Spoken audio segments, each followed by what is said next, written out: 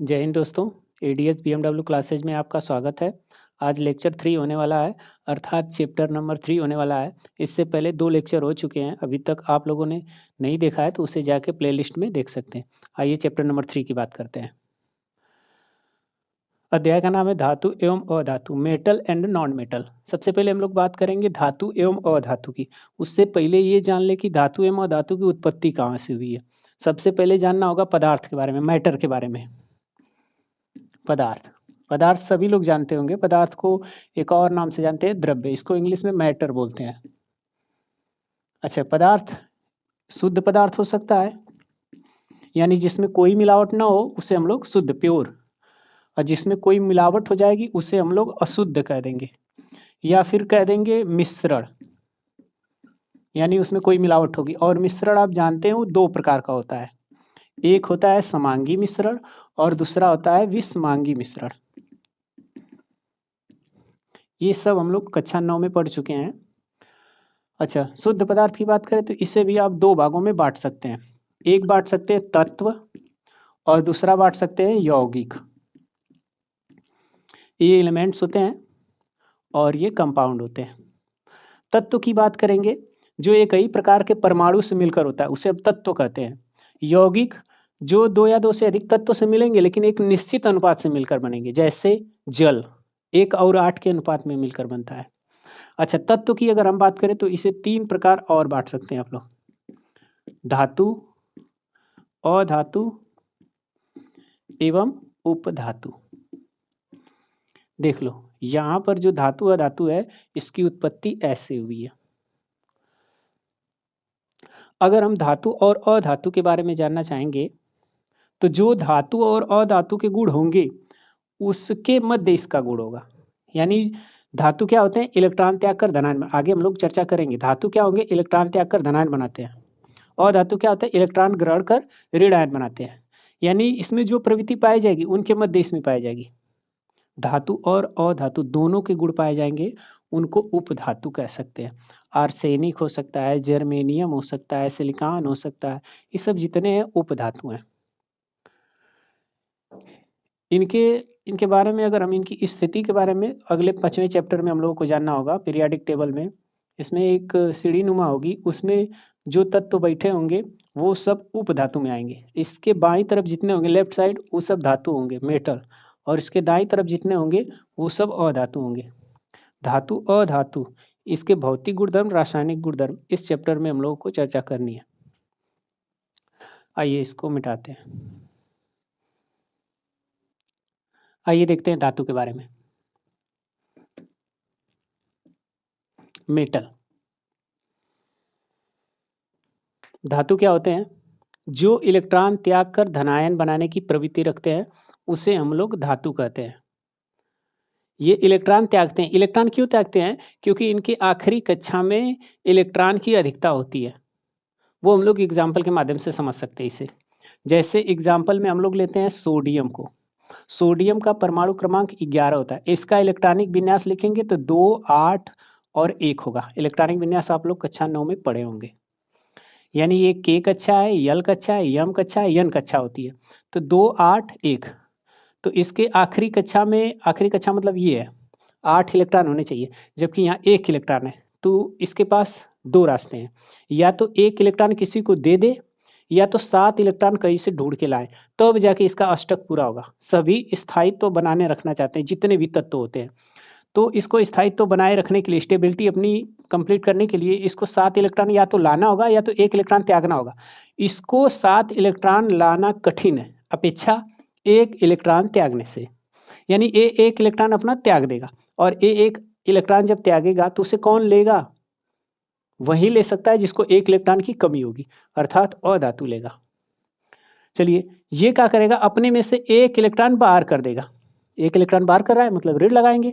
1 electron जैसे ही बाहर करेगा तो इसके ऊपर पॉजिटिव आ जाएगा। जो किसी को जितना देता है वो धनी होता है। यानी कि ये 1 इलेक्ट्रॉन का त्याग किया है तो एक बार पॉजिटिव इसके ऊपर होगा। चलिए दूसरा एग्जाम्पल लेते हैं मैग्नीशियम का। मैग्नीशियम का 12 परमाणु क्रमांक होता है, एटॉमिक नंबर। के, यल, यम, एन में अगर इलेक्ट्रॉन की संख्या वितरण करें 2, 8 और 2 होगा। इसके आखिरी कक्षा में 8 इलेक्ट्रॉन होने चाहिए, 2 हैं। इसके पास दो रास्ते हैं, या तो 6 इलेक्ट्रॉन कहीं से ला के अष्टक पूरा करे, या तो 2 इलेक्ट्रॉन त्याग दे। 2 इलेक्ट्रॉन त्यागना इसके लिए सुविधा है। अभी क्या करेगा, 2 इलेक्ट्रॉन अपने में से त्याग देगा, और जैसे ही 2 इलेक्ट्रॉन त्यागेगा मैग्नीशियम के ऊपर 2 प्लस आ जाएंगे, 2 पॉजिटिव आ जाएंगे। यानी कि अब यहाँ इसका लिख सकते हैं 2 8, एक इलेक्ट्रॉन त्याग दिया यानी धन के रूप में। यहाँ पर लिख सकते हैं 2 8 और 8, सॉरी यहाँ पर केवल 8 ही रहेगा, 2 नहीं रहेगा। लिख सकते हैं 2 पॉजिटिव ऊपर है। ये था धातु के बारे में, आप समझ गए होंगे। धातु क्या करता है, इलेक्ट्रॉन त्याग कर धनायन बनाने की प्रवृत्ति रखता है। आइए अधातु के बारे में देखते हैं।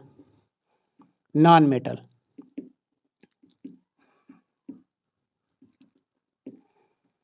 अधातु जो इलेक्ट्रॉन ग्रहण कर ऋण आयन बनाने की प्रवृत्ति रखें।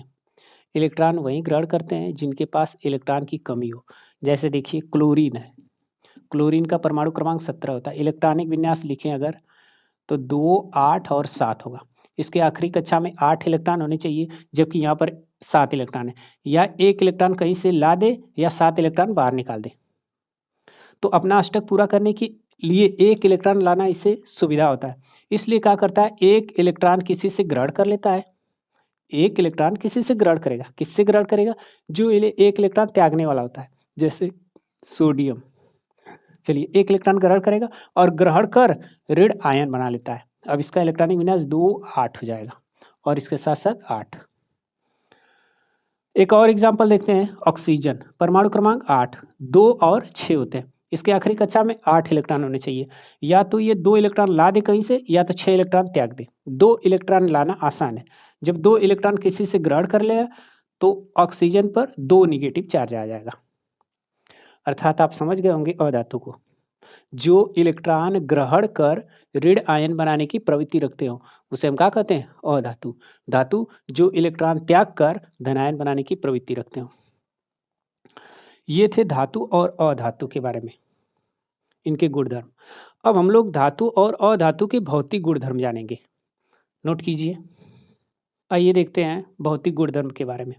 भौतिक गुणधर्म और रासायनिक गुणधर्म, केमिकल प्रॉपर्टीज और फिजिकल प्रॉपर्टीज दो होते हैं। ये फिजिकल प्रॉपर्टीज आपको देखना है। रासायनिक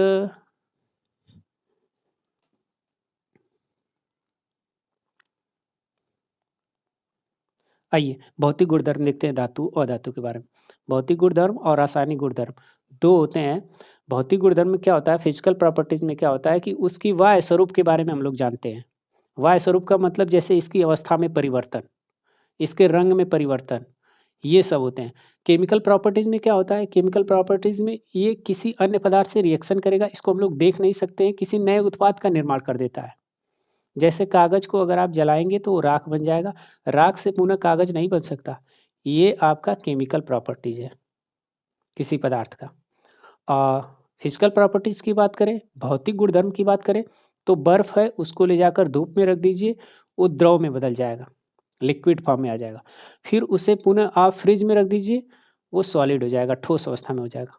तो अपने अवस्था को परिवर्तित कर ले रहा है पुनः। तो ये भौतिक गुणधर्म होता है। अब हम लोग धातु और धातु के भौतिक गुणधर्म के बारे में जानेंगे। इधर धातु के बारे में जानेंगे, इधर अधातु। धातु देखिए इसके गुणधर्म इतने हैं, कोई भी धातु है, कोई भी धातु है तो और अधातु है, इनके ये गुणधर्म जानने होंगे हमको। धात्विक चमक, जितनी भी धातु होती है उसमें धात्विक चमक पाई जाती है। धात्विक चमक धातुओं में पाई जाती है। अधातु में धात्विक चमक नहीं पाई जाती है। यानी चमकदार ये नहीं होती। लेकिन एक अपवाद है, एक्सेप्शन में एक आ जाता है आयोडीन। आयोडीन अधातु होते हुए भी चमकदार है, जबकि अधातु जितनी होती है वो चमकदार नहीं होती है। दूसरी कठोरता, जितनी भी धातु होती है वो कठोर होती है, और जितनी अधातु होती हैं वो कठोर नहीं होती हैं। अच्छा, कठोर हैं, जितनी भी धातु है वो कठोर होती है, लेकिन ऐसे कुछ धातुएं हैं जो कठोर नहीं है। जैसे लिथियम, सोडियम, पोटेशियम, 3 ऐसी धातुएं जो धातु होते हुए भी कठोर नहीं है। ये इतनी कमजोर होती है कि इनको आप चाकू से आसानी से काट सकते हैं। जबकि अगर हम बात करें अधातु की, तो अधातु जितनी होती है कठोर नहीं होती है। लेकिन हीरा का एक कार्बन का एक अपरूप हीरा होता है।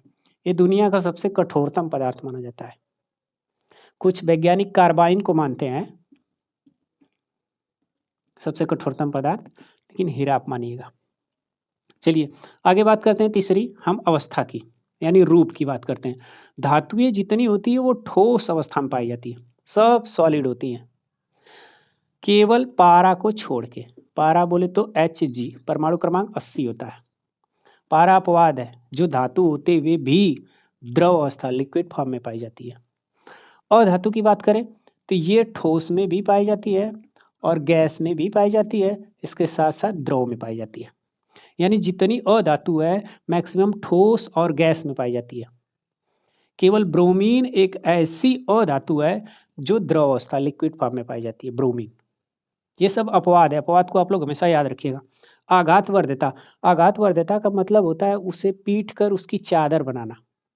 जैसे हसिया खुरपी आप लोग बनाते होंगे लोहे की चादर से, तो वही आघात वर्ध्यता का गुण इसमें पाया जाता है, इसमें आघात वर्ध्यता का गुण नहीं पाया जाता है। तन्यता, तन्यता का मतलब उसे पीट के आप बढ़ा दे, तो पीट के अगर बढ़ाने का गुण इसमें ज्यादा पाया जाता है धातुओं में, और धातुओं में नहीं पाया जाता है।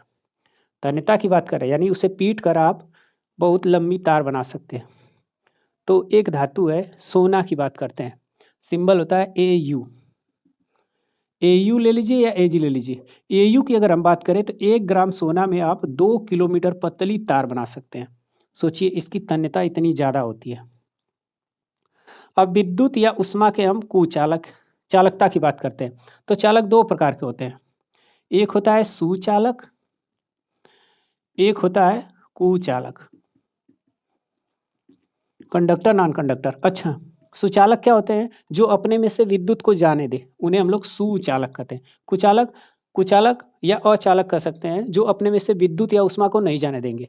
जैसे लोहा है, लोहे पर एक सिरे पर अगर विद्युत धारा प्रवाहित कर देंगे तो दूसरे सिरे पर करंट जाएगी, यानी ये चालक हो गया। लकड़ी है, लकड़ी में एक सिरे पर विद्युत प्रवाहित करेंगे दूसरे सिरे पर नहीं जाएगा, यानी ये कुचालक होगा। इसके साथ साथ अगर लकड़ी है उसे आप एक सिरे पर गर्म करेंगे तो दूसरा सिरा जल्दी गर्म नहीं होगा, यानी ये कुचालक है उष्मा का। अगर ये लकड़ी है और इसमें आप करंट प्रवाहित किए, यहाँ तक नहीं गया, यानी ये विद्युत का भी क्या है? कुचालक है। जिसमें एक सिरे से दूसरे सिरे तक उष्मा या विद्युत चली जाए उन्हें हम सुचालक कहेंगे, जिसमें से नहीं जाए वे कुचालक पदार्थ होंगे। तो ये जितनी धातुएं होती है सब विद्युत की सुचालक होती है, मतलब इसमें से आसानी से विद्युत जा सकता है। लेकिन कुछ अपवाद है। अपवाद में जो पारा होता है यानी मरकरी, और इसके साथ साथ पीबी लेड यानी सीसा, ये दोनों धातु होते हुए भी कुचालक हैं, ये कुचालक है। और जितनी अधातु होती है वो विद्युत की कुचालक होती है। लेकिन एक चीज छोड़कर, ग्रेफाइट, ग्रेफाइट अधातु है फिर भी ये विद्युत की सुचालक है, सुचालक है। ग्रेफाइट जो आप पेंसिल से लिखते हैं, उसकी नोक जिससे लिखते हैं वो ग्रेफाइट की ही बनी होती है। और ये ध्वनिक की बात करें तो धातुओं में ध्वनिक पाई जाती है, इसमें ध्वनिक नहीं पाई जाती। ध्वनिक का मतलब उसको पीटने पर ध्वनि उत्पन्न हो। इसीलिए विद्यालय में आपके देखे होंगे घंटियां जो बनाई जाती है धातुओं की बनाई जाती है और धातु की नहीं। नोट कीजिए, आगे बढ़ते हैं। आइए धातुओं के रासायनिक गुणधर्म देखते हैं। भौतिक गुणधर्म हम लोग देख चुके धातु अधातु के। हम लोग सबसे पहले बात करेंगे धातुओं के रासायनिक गुणधर्म, यानी धातु ऑक्सीजन के साथ अपक्रिया करता है तो क्या बनाता है, जल के साथ अपक्रिया करता है धातु तो क्या बनाता है, अम्लों के साथ अपक्रिया करता है तो क्या बनाता है, अधातुओं के साथ अपक्रिया करता है तो क्या बनाता है, धातु के लवण से अगर अपक्रिया करता है तो क्या बनाता है। ये सब उसके रासायनिक गुणधर्म हो गए, केमिकल प्रॉपर्टीज। चलिए वायु से अभिक्रिया कराते हैं। अगर धातुओं की अभिक्रिया हम वायु से, तो वायु में बहुत सारी गैसें उपस्थित होती है, उसमें से केवल ऑक्सीजन बहुत ज्यादा रिएक्ट करता है, तो हम लोग उसमें ऑक्सीजन से ही लेंगे। वायु से के साथ अभिक्रिया का मतलब हुआ ऑक्सीजन से, यानी धातु की अभिक्रिया जब ऑक्सीजन से होगी तो धात्विक ऑक्साइड बनेगा या धातु ऑक्साइड बोल सकते हैं। जैसे आपने लिया कापर, उसमें ऑक्सीजन मिल गया, ऑक्सीजन की उपस्थिति में ये बनाएगा क्या, कापर ऑक्साइड बनाएगा, CuO। इसी को बोलेंगे कापर ऑक्साइड, यानी धातु है ये ऑक्सीजन है, धात्विक ऑक्साइड या धातु ऑक्साइड हो जाएगा। इसको संतुलित किया गया, आपका लीजिएगा। एल्युमिनियम एक धातु है, उसमें ऑक्सीजन मिल गया, ये धात्विक ऑक्साइड एल्युमिनियम ऑक्साइड बन गया, Al2O3। अच्छा, ये जो कापर है ऑक्सीजन की उपस्थिति में ये काली पड़ जाती है, ये भी याद रखिएगा। आगे हम लोग पढ़ना है वैसे। अब अगर हम बात करें, जितनी भी धातु होती हैं वायु में अलग अलग तरह से अभिक्रिया दिखाती है अपनी। जैसे यहाँ कुछ फैक्ट लिखे गए हैं। सोडियम और पोटेशियम ये वायु में आकस्मिक अचानक आग पकड़ लेती है, इसीलिए इसको मिट्टी के तेल या केरोसिन में रखा जाता है। दूसरी बात करें, magnesium, aluminium, zinc, PB, lead मतलब सीसा, ये धीरे धीरे अभिक्रिया करते हैं वायु में। इसके बात करें लोहे की, आयरन की बात करें, वायु में गर्म करने पर प्रज्वलित नहीं, यानी वायु में इसे गर्म करेंगे प्रज्वलित यानी जलेगा नहीं, लेकिन अगर लोहे की चूर्ण जलती हुई ज्वाला में अगर डाल देंगे तो बहुत तेज ये जलने लगेगा।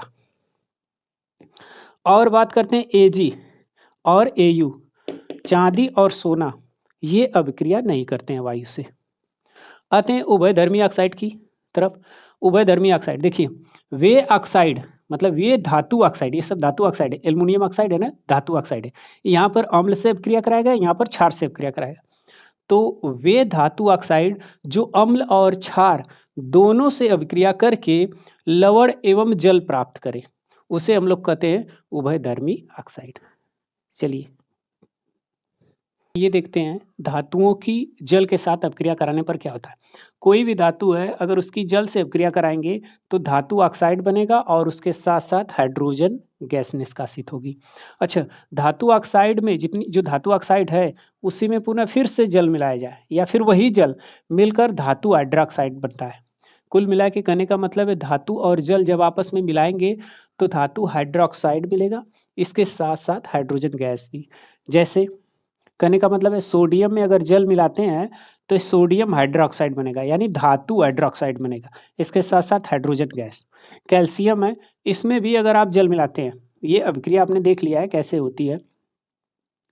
ये कैल्शियम के साथ H2O को अगर जल मिलाते हैं उसमें तो धातु हाइड्रोक्साइड बनेगा, यानी कैल्शियम हाइड्रोक्साइड, हाइड्रोजन गैस निष्कासित होगी।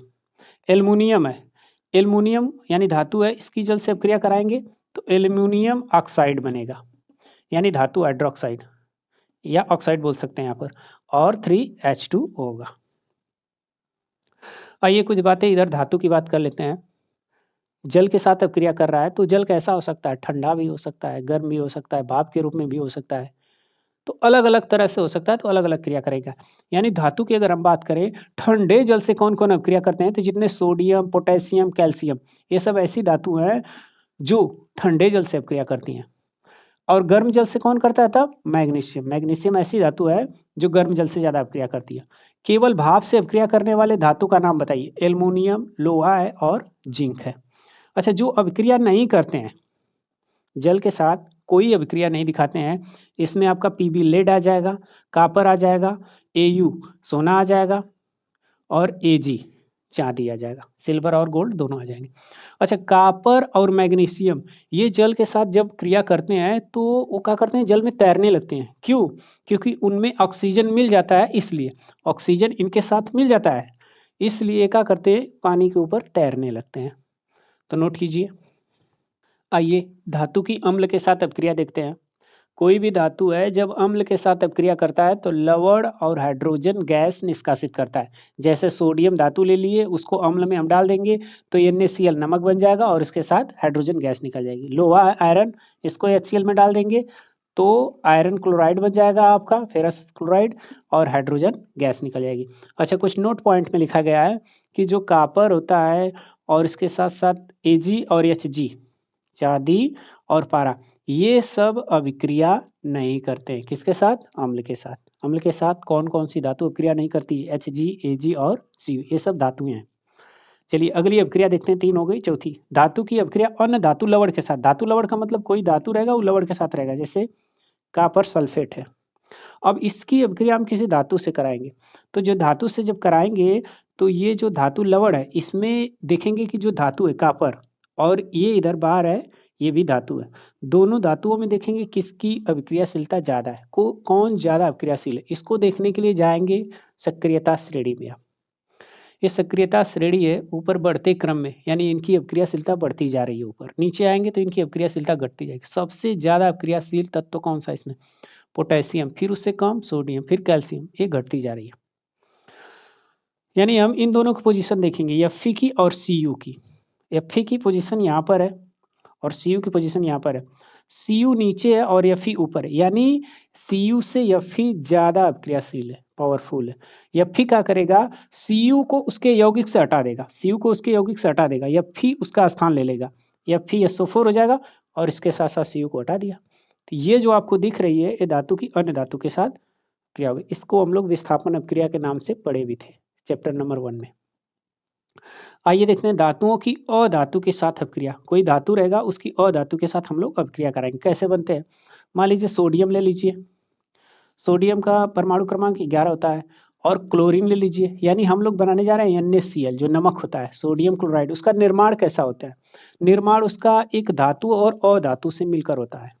धातु अधातु से मतलब इसका 17 होता है, तो 17 इसका लिखेंगे अगर तो 2, 8 और 1 होगा। इसका इलेक्ट्रॉनिक विन्यास लिखेंगे 2, 8 और 7 होगा। चलिए इसका इलेक्ट्रॉन बिंदु संरचना लिखते हैं। लास्ट कक्षा में कितने इलेक्ट्रॉन, 1 इलेक्ट्रॉन, इसके पास 1 इलेक्ट्रॉन लास्ट कक्षा में। क्लोरीन है, इसके लास्ट कक्षा में कितने इलेक्ट्रॉन, 7 इलेक्ट्रॉन। 7 बाटिए 1, 2, 3, 4, 5, 6, 7। अब क्या करेगा, इसको 1 इलेक्ट्रॉन की कमी है, इसके पास 1 इलेक्ट्रॉन की अधिकता है। ये क्या करेगा, 1 इलेक्ट्रॉन अपना दे देगा और ये एक इलेक्ट्रॉन क्या करेगा, ग्रहण कर लेगा। तो जो एक इलेक्ट्रॉन है अपना इसको दे देता है, तो इस पर जो सोडियम है इस पर प्लस आ जाता है, क्योंकि 1 इलेक्ट्रॉन दिया 1 प्लस आएगा। और जो क्लोरीन है 1 इलेक्ट्रॉन ग्रहण किया है, इस पर क्लोरीन पर माइनस आ जाएगा। तो ये है NaCl का निर्माण। कर लीजिए इसे। आइए अगली हेडिंग पढ़ते हैं, धातुओं की प्राप्ति। धातुओं की प्राप्ति को धात्विकी कहते हैं। धातुओं की प्राप्ति करने का मतलब है जितने भी लोहा है, सोना है, ये सब जितने धातु होते हैं, कॉपर है, एल्युमिनियम है, इन सबको हम लोग जमीन के अंदर से निकालते हैं। तो कैसे प्राप्त करते हैं, इसको कैसे शुद्ध कर कर हम लोग उससे कोई अन्य पदार्थ बनाते हैं। तो इससे जानने के लिए सबसे पहले 2-3 पॉइंट आपको जानने होंगे। सबसे पहले जानना होगा खनिज किसे कहते हैं। जो तत्व होता है, जैसे मान लीजिए लोहा, प्रकृति में जिस रूप में पाया जाएगा, जमीन के अंदर से खोदेंगे तो मिलेगा लोहा, तो जिस रूप में पाया जाएगा उसी को हम लोग खनिज कहते हैं, मिनरल। चलिए बात करते हैं अयस्क की। और किसे कहते हैं, जैसे मान लीजिए लोहे को हम लोग निकाल रहे हैं प्रकृति में, उसमें तो निकालने में वो अगर लाभकारी हो, उसमें धातुओं की मात्रा ज़्यादा हो, तो उसे हम लोग अयस्क कहेंगे। यहाँ पे लिखा है वे खनिज जिनमें धातुओं को निकालना का हो, जिनमें धातुओं की मात्रा ज़्यादा हो और निकालना लाभकारी हो, उसे हम क्या कहते हैं, अयस्क कहते हैं, और कहते हैं। गैंग क्या होता है, अधात्रिक क्या होता है, जो अयस्क हम जमीन के अंदर से निकालेंगे जितने भी उसमें धातु रहेंगे, तो उसमें अशुद्धियाँ मिली होती है। अशुद्धियाँ में रेत हो सकता है, मिट्टी हो सकते हैं, बालू के कण हो सकते हैं, कंकड़ हो सकते हैं, ये सब जितनी अशुद्धियाँ मिली होती है इन्हीं को अधात्रिक कहते हैं या फिर गैंग बोल सकते हैं। चलिए इनको 3 चरण में, अगर धातु को प्राप्त करना है तो आप 3 चरणों से गुजरना पड़ेगा। चरण नंबर 1 की बात करें, स्टेप नंबर 1 की बात करें, तो अयस्कों का समृद्धिकरण किया जाता है। अयस्कों का समृद्धिकरण का मतलब सबसे पहले लाकर उसे कूट कर, उसे कूच कर, पीस कर उसे एकदम महीन बनाया जाता है। महीन बनाने के बाद आप उसे पानी से साफ कर सकते हैं, छान कर साफ कर सकते हैं, रसायन उपयोग करके कर सकते हैं, और चुंबक के उपयोग के माध्यम से उन धातुओं को निकाल सकते हैं। पूर्ण रूप से अभी धातु नहीं प्राप्त हुआ। और चरण नंबर 2 की बात करेंगे, फिर उसके बाद धातुओं का निष्कर्षण किया जाता है, उसमें से धातुओं को निकाला जाएगा। और धातुओं को निकाले जाएंगे, उसमें भी कई विधियां हैं, उसमें भी कई प्रकार के हैं। मतलब उसमें सबसे अधिक अपक्रियाशील धातु होगा, कम अपक्रियाशील धातु होगा, मध्य अपक्रियाशील धातु होगा। 3 प्रकार के हैं, तीनों को अलग अलग तरीके से निकाले जाएंगे। फिर लास्ट में धातु ऑक्साइड बचेंगे। जब धातु ऑक्साइड बचेंगे, फिर उसके बाद धातुओं का हम परिष्करण कर देंगे। जब धातु का परिष्करण कर देंगे तब हमको जाके शुद्ध धातु प्राप्त होगी। 3 चरणों से आपको गुजरना है। तो पहला चरण आप देख ही रहे हैं, धातुओं का निष्कर्षण करने के लिए हम उसका समृद्धिकरण करते हैं। पहला चरण है धातुओं का समृद्धिकरण।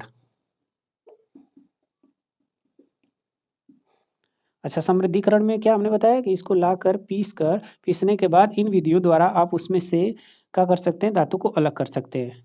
पानी द्वारा साफ कर सकते हैं, रसायन द्वारा, चुंबक द्वारा छान कर। लेकिन फिर भी याद रखिएगा उसमें अयस्क, ये मिट्टी के कण, ये सब बहुत कम मात्रा में उपस्थित होंगे, बहुत कुछ निकल गए होंगे।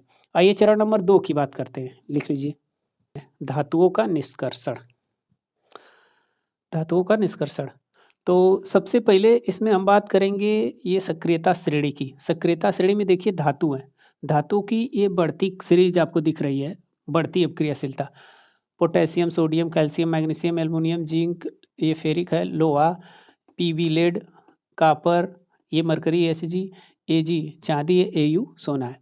अच्छा, ये सबसे कम अपक्रियाशील है, इधर नीचे वाले जितने दे रहे हैं, ये बीच वाले मध्य, ये अधिक अपक्रियाशील है।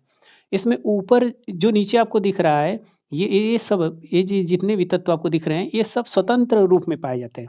स्वतंत्र रूप मतलब कि ये जमीन के अंदर बहुत आसानी से मिल जाते हैं, मिलने को मिल जाते हैं, इनमें बहुत ज़्यादा शुद्धिकरण करने की आवश्यकता नहीं पड़ती है।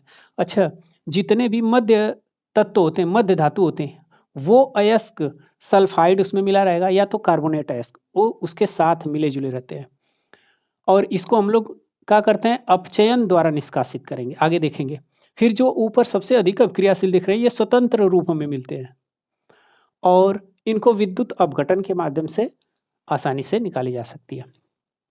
अच्छा, देखिए चरण नंबर 2 में करना क्या है, ये जितने प्रकार के हैं आपको दिख रहा है, इसमें ऑक्साइड लास्ट में प्राप्त होगी, जितने धातु प्राप्त होंगे, आखिरी स्टेप विद्युत अपघटनी के माध्यम से ही हम शुद्ध धातु प्राप्त करेंगे, यानी तीसरा चरण जब कंप्लीट होगा तब शुद्ध धातु प्राप्त होगी। चलिए आइए देखते हैं, सबसे कम क्रियाशील धातु का निष्कर्षण कैसे किया जाएगा।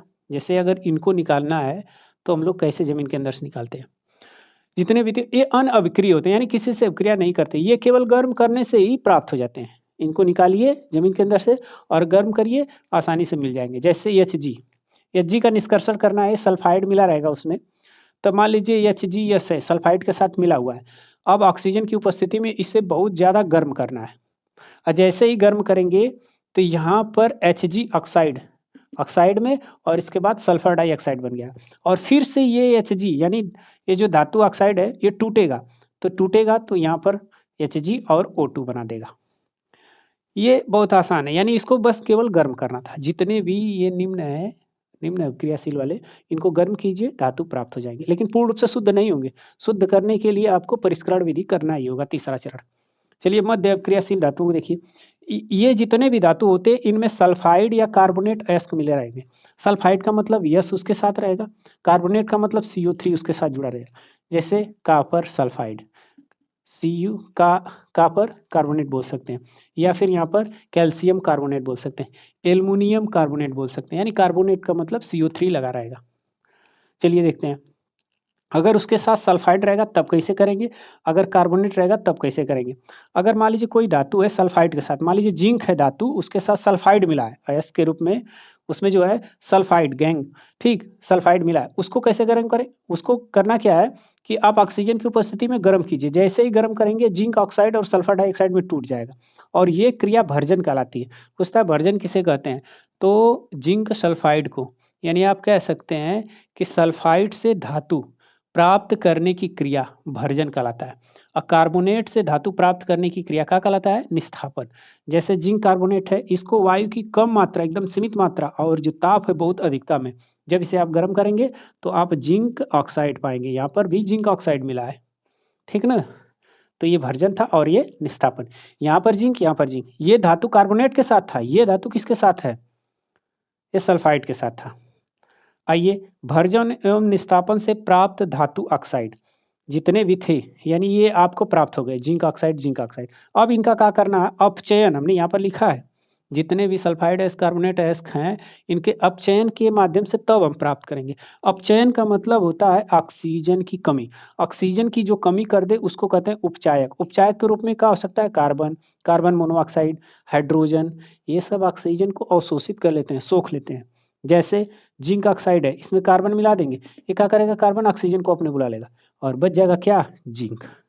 और लास्ट में ये जो बच रहा है, इसका विद्युत परिष्करण विधि द्वारा हम लोग कर लेंगे शुद्धिकरण। नोट कीजिए। आइए बात करते हैं, अब हम लोग सबसे कम अभिक्रियाशील धातु को निकाल लिए थे, फिर मध्य अभिक्रियाशील जितने भी धातु थे उसको भी निष्कासित कर लिए थे, लास्ट में उसका अपचयन करना था। अब आते हैं अधिक अभिक्रियाशील धातु का निष्कर्षण कैसे करेंगे। तो उसके लिए होता क्या है कि जितनी भी अधिक अभिक्रियाशील धातु होती है उनका अपचयन नहीं होता है, यानी उसमें से ऑक्सीजन नहीं निकलती है। क्यों, क्योंकि ये ज़्यादा अभिक्रियाशील होती है, इसलिए उनका अपचयन नहीं होता है। जब अपचयन नहीं होता है तो इनको किन विधि द्वारा हम निकाल सकते हैं, विद्युत अपघटन विधि द्वारा।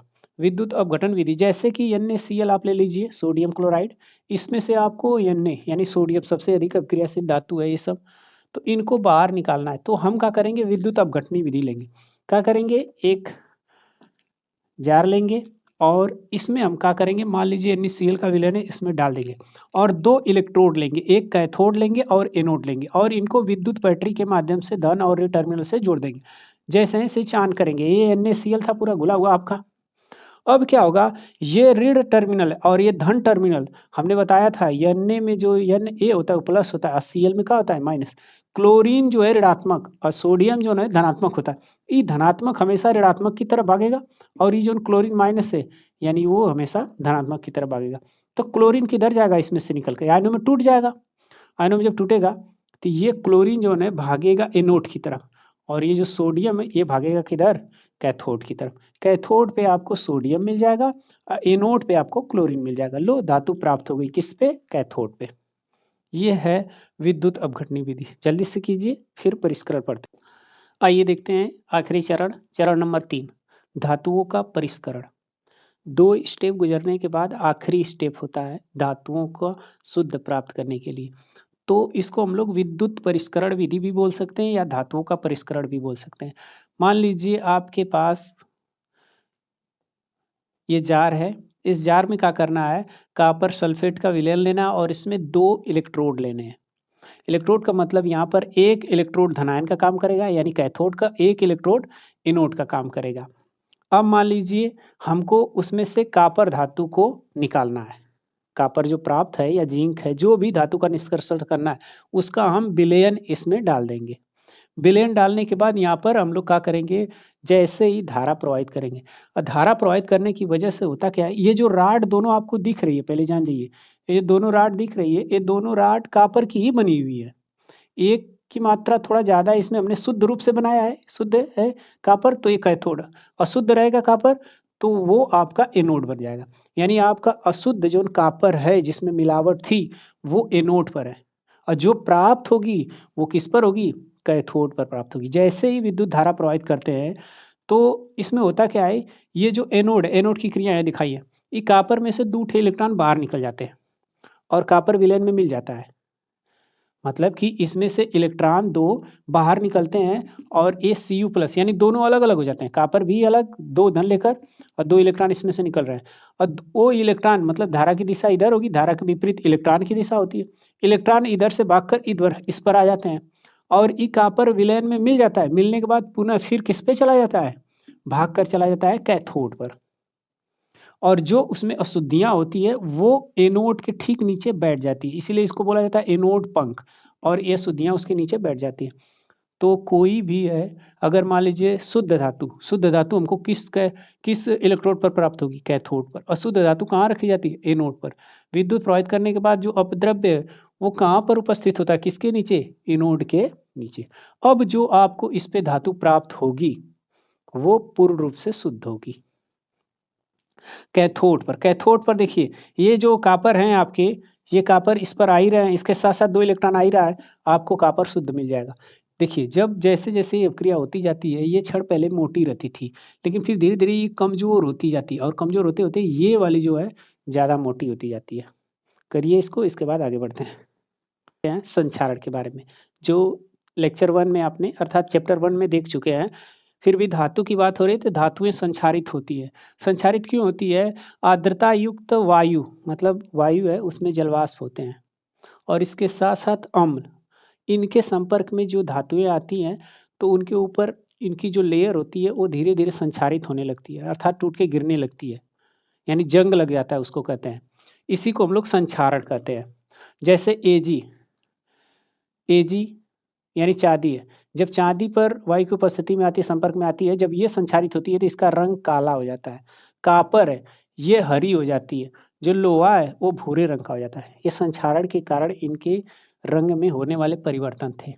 अच्छा, इनके बचाव के लिए आप क्या कर सकते हैं, यसद लेवन, इसको जस्तीकरण भी बोलते हैं, मिश्र धातु का उपयोग करके, फिर ग्रीस लगाकर, तेल या पेंट लगाकर, ये सब करके आप संक्षारण से बचा सकते हैं धातुओं को। अब इसमें यसद लेपन क्या होता है, जस्तीकरण, तो लोहे व इस्पात मतलब स्टील, लोहे व स्टील, इस पर क्या करते हैं, जिंक की परत चढ़ा देते हैं, इसी को हम लोग यसद लेपन कहते हैं। अब मिश्र धातु का होता है 2 या 2 से अधिक धातु मिलाइए, उसी को मिश्र धातु कहते हैं। मिश्र धातु में आ जाएगा पीतल, जर्मन सिल्वर, गन मेटल और कांसा, ये सब आपको मिश्र धातु दिख रहे हैं। और ये 2 या 2 से अधिक धातुओं से मिलकर बने, जैसे ये तांबा और जिंक से मिलकर बना हुआ है पीतल, 75% तांबा और 25% जिंक है। जर्मन सिल्वर की बात करें हम, ये घरेलू बर्तन बनाने में यूज होता है। जर्मन सिल्वर की बात करें तो कापर 50%, जिंक 30%, निकिल 20%, तब जाकर जर्मन सिल्वर बना है। गन मेटल की बात करें तो कापर इसमें 88%, जिंक जो है 2% और नेसन का मतलब टीन होता है 10%। बंदूक वंदूक बनाने में इसका यूज किया जाता है। तो ये गन मेटल। लास्ट में है कांसा, मूर्तियाँ बर्तन ये सब बनाने में काम आता है।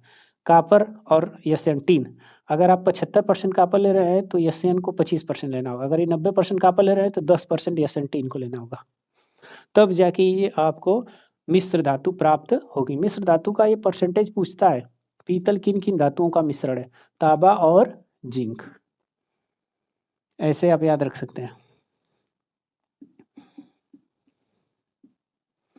ताजी, पी से हो जाएगा आपका पीतल, इसका नाम हो गया। ता से हो जाएगा तांबा, ज से हो जाएगा जिंक।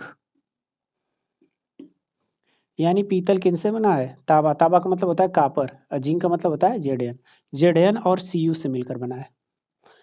तांबा को हम लोग सीयू से दर्शाते हैं और जेडेन को जिंक बोलते हैं। तो ये चैप्टर इसी जगह होता है समाप्त। अपना ख्याल रखें, बड़ों का सम्मान करें, छोटों को प्यार दें, अपना व्यक्तित्व इस प्रकार फैलाएं कि महिलाएं सुरक्षित महसूस करें। धन्यवाद।